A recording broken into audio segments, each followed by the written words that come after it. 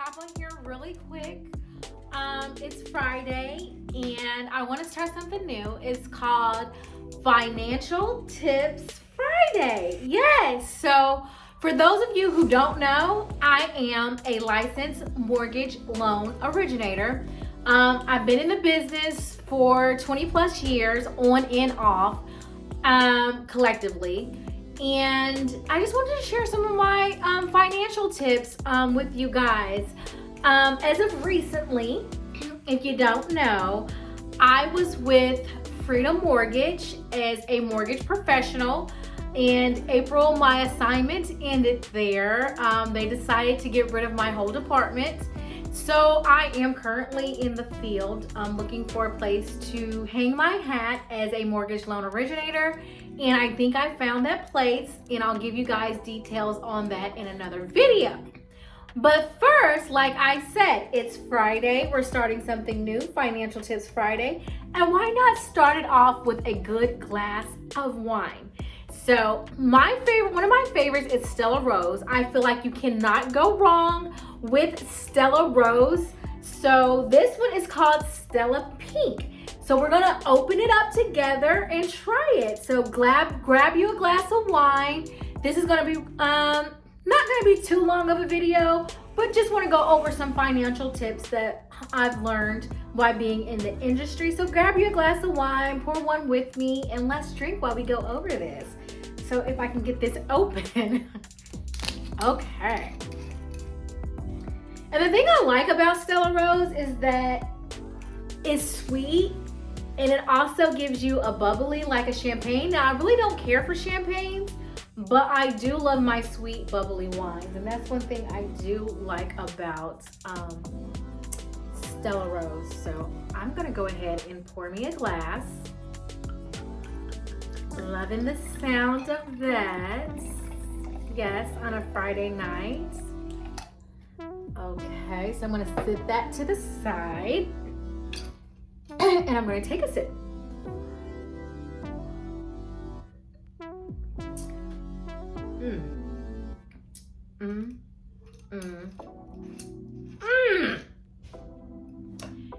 This is good. Love it, love it, love it. I find myself really liking wines from Italy. I've never been, but I like it. Another one I like is Casanova Don Bosco. I don't know if you guys tried it. It used to only sell it in Cons, but here in Indy, but they do have it at Kroger and some local liquor stores. But this is really, really good. I promise. I'm gonna get to the financial tips. Hold on.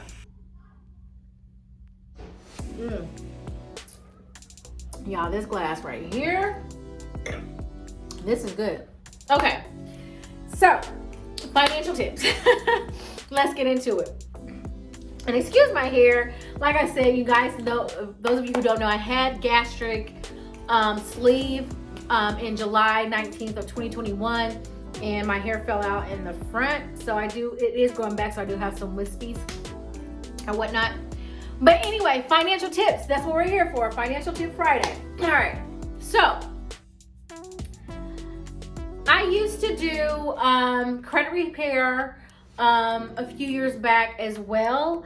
I did credit repair for a local bankruptcy attorney here in Indy. And so all of his bankruptcy clients, after they filed bankruptcy, I would help them repair their credit and also help them establish positive trade lines on their credit report. And for those of you who don't know what a trade line is basically a count that reports on your credit report. Anything could be a trade line from your car, your mortgage, your credit cards, any type of loans. Those are trade lines. So you want to have positive. You definitely want to have more positive than you do negative. But a lot of things, when I look up things on credit, when I see other people on the internet talking about credit, one thing that really grinds my gears is when people pay off collections. Why why are you paying off, keyword, a collection, or a charge-off? Why in the world would you pay that off? Why? It just behooves me. I don't understand. And the reason being is because you never want to do that. Okay, let's say that you had an account with your local cable provider. Let's just say here in Indy, Bright House. So you had an account with Bright House. And for whatever reason, life happened, and you weren't able to hold up your end of the agreement with Bright House. And so Bright House decided to send you to collections and charge it off as a bad debt. Now, once they charge that off as a bad debt, that means on their tax statements, they had a loss. So anytime a business has a loss, they can write it off on their taxes. So that helps them out initially for taxes. So it's written off, it's taken care of. You know what I'm saying? So why would you pay that off? And then the collection company, they come swarming in and charging you, and they buy this debt for pennies on the dollar. Okay, so they buy it for a very, very minute price, and then they want to come back and charge you not only for what the charge-off amount was, the bad debt was, but then they want to charge you these attorney fees, collection fees, and all these things. And before you know it, you only owe $500 to Bright House, but before you know it, you have a $15 collection or charge-off on your credit report. So, and let's say that that charge-off was placed on your credit report, or let's say that you had, the debt went bad in January, okay? January of 2020, the debt went bad. No, let's go back a little bit further than that. 2016, the debt went bad. In 2016, you fell on hard times and the debt went bad, okay? The collection company comes after you, let's say 2020. Why would you negotiate or try to pay the debt off? I don't know, because anytime you have contact with that creditor, it starts the 7-year cycle over again. So what some of you may not know, they can only report on your credit report for 7 years from the date of last activity. So the last time you was active on that account, 7 years from the last date of activity. So you didn't make a payment. You were due to make a payment January 1 of 2016. You didn't make it. So that was your last date of activity. You did not make that payment, last date of activity. So, it's due to come off your credit here soon.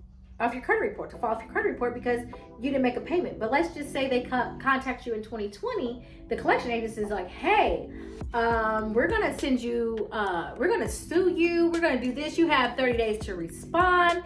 When they pick up the phone and they call you and they're like, is this so-and-so? Never give them any information. Who is this? Any information that you need, you can forward it through mail. Never agree that, tell them who you are.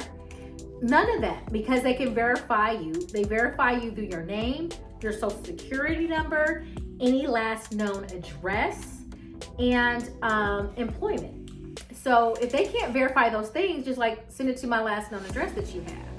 And you don't have to verify that it's you, but you do not want to pay the collection because say that you like, okay, I don't want this to hinder me anymore, so I'm going to go ahead. A lot of people make the mistake of when they get a lump sum of money, they want to pay off their credit, their bad debts, and it does absolutely nothing for your score. Actually, it can actually tank your score because you're making that account active again, and it's active for another 7 years. So that's the last thing you want to do. Never pay off a bad debt. So when they contact you or try to contact you by mail and say you have so many days, just don't respond. Just let it fall off your credit report, or you can dispute it as a bad debt because initially you don't owe the creditor. Sorry, I'm having trouble hearing you. What's she talking about? Could you say that again? I didn't say nothing to her. What is she talking about? I'm not talking to you, Siri. I'm not talking to you. Goodbye. So anyway, before we was rudely interrupted, you never want to pay off a bad debt because it starts that 7-year cycle all over again. Initially, like I said, you can dispute that off your credit report because you don't owe the collection company anything. You had an agreement between you and that creditor. The creditor took that and wrote that off, so therefore it's been taken care of. They actually got their money for that during taxes because they wrote it off as a bad debt. So you don't owe anybody anything, so therefore you do not have to pay that. It's actually doing more harm than good. One more tip, and then we're gonna go. But before I get into that tip, let me take a sip. This is really good. Okay, the last tip for today is when it comes to mortgages. And I cannot stress this enough. Your down payment is not your closing costs, okay? Your down payment, let me say it for the people in the back. Your down payment is not your closing cost, okay? Two different things. A lot of people think, okay, with FHA you get 3.5% down. They assist you with that, so you only have to come up with XYZ to the table. No, there's where you're wrong. You have to come up with that plus your closing costs. Two different things, but we'll get into all that later, but I just wanted to put that out there because I just ran across something like that where someone was under the assumption that that was part of their down payment. And I mean, the closing cost is down payment, and those are two separate things. Closing costs are your title fees, recording fees, appraisal fees, lender fees, things of that nature. All the fees that it takes to make the loan happen, to make the deal close, the people who are involved to make the deal close.